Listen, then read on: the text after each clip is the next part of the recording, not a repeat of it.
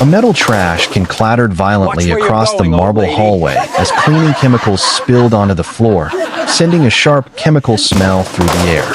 Watch where you're going, old lady. A sharply dressed man snapped, stepping over the mess like it was nothing. The elderly cleaner immediately bent down, hands shaking slightly as she reached for the fallen supplies. "I'm sorry. I'm so sorry," she whispered. Her voice was soft, fragile, almost invisible. Around her, laughter erupted. "She's always in the way. I don't even know why management still keeps her here." Someone walked past and deliberately bumped her shoulder. The bucket tilted again. More liquid spilled. The laughter got louder, but the woman didn't react. She just quietly continued cleaning. Because beneath the wrinkled uniform, gray wig, and worn-out gloves, she was not who they thought she was.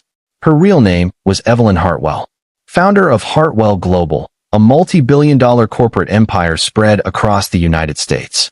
And this office, this low-level regional branch in Chicago, belonged to her company. But nobody here knew that. Not a single person. Back at the company's main headquarters in Manhattan, her son was in a boardroom making decisions that shaped millions of dollars in assets. His name was Jason Hartwell.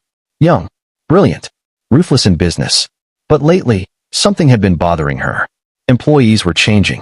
Reports of arrogance, favoritism, cruelty, and worst of all, fake relationships forming around Jason like a shield. Women who wanted power, not him. So Evelyn did something no one expected.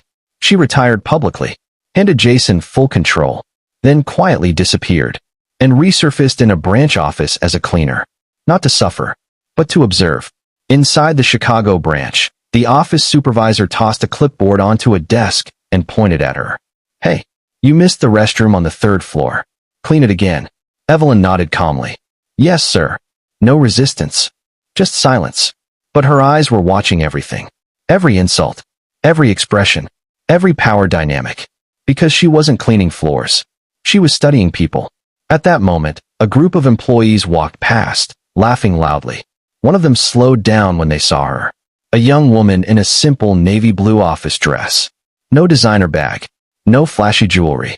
Just tired eyes, and a face that looked like she had been fighting life for too long. She stopped, then frowned. "That's not how you talk to someone," she said sharply. The group paused. One of the men scoffed. "Excuse me." The young woman stepped forward slightly. "She's doing her job. There's no reason to humiliate her like that." Another employee laughed. "Relax, Maya. It's just a cleaner." The name hung in the air. Maya Collins. Evelyn's eyes shifted subtly. Interesting. Maya immediately walked over to Evelyn and crouched beside her. "You okay?" she asked softly. Evelyn paused for half a second, then nodded. "I'm fine, dear." Maya frowned. "You shouldn't let them talk to you like that." Evelyn looked at her for a moment longer than necessary. "No one ever really changes how they talk," she said quietly. "They only reveal who they are." Maya didn't understand what that meant. But something about the woman's voice felt strangely grounded. Almost like wisdom. Before Maya could respond, her phone buzzed. She checked it quickly. Her expression dropped instantly. "I have to go," she muttered. Evelyn noticed the change immediately. "Problem?" Maya hesitated, then sighed. "My rent is overdue. And my little brother's school fees just went up again. If I don't fix it this week, he might get removed from his program." She forced a small smile, but it didn't reach her eyes. "It's fine though. I'll figure something out." She turned to leave. But Evelyn stayed still. Watching, listening, remembering. Later that evening, across the country in Manhattan, Jason Hartwell stepped out of a glass-walled boardroom, loosening his tie. His assistant rushed behind him. "Sir, there's something you should know about the Chicago branch." Jason didn't stop walking. "If it's another budget complaint, handle it." "It's not that," the assistant said quickly. "Employees reported unusual behavior from a cleaner there. They say she notices things too accurately." Jason finally slowed down. "A cleaner?" "Yes, sir. Supervisors say she seems unusually aware of internal issues, like she understands operations." Jason frowned slightly. "That's impossible. It's just a cleaner." He continued walking. But for some reason, the words stayed in his mind longer than they should have. Back in Chicago, Evelyn stood alone in a quiet hallway after most employees had left. The building was almost empty now. Only the hum of lights and distant elevators remained. She removed her gloves slowly and looked at her hands. hands that once signed billion-dollar deals, now holding a mop. But she wasn't humiliated. She was patient, because she had already seen what she needed to see. And more importantly, she had found someone interesting. Maya Collins, a woman who defended someone she thought had nothing to offer her. That was rare. Evelyn's phone vibrated softly. She stepped into a storage room and closed the door behind her. Then she spoke quietly.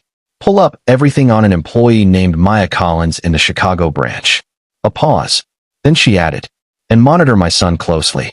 I want to know exactly what kind of people are surrounding him. She ended the call. Outside, the building lights flickered as the night deepened. And somewhere in Manhattan, Jason Hartwell was unknowingly becoming part of a test he didn't even know existed. Because in Chicago, the woman everyone called just a cleaner was not cleaning at all. She was choosing. And once she finished choosing, everything was going to change. If you made it till the end of part 1, make sure you like, subscribe, and comment where you're watching from, because what happens next will expose secrets no one in that company is ready for. And in part 2, Maya Collins is going to discover something about that old cleaner that will change her life forever. Comment below if you want a part 2.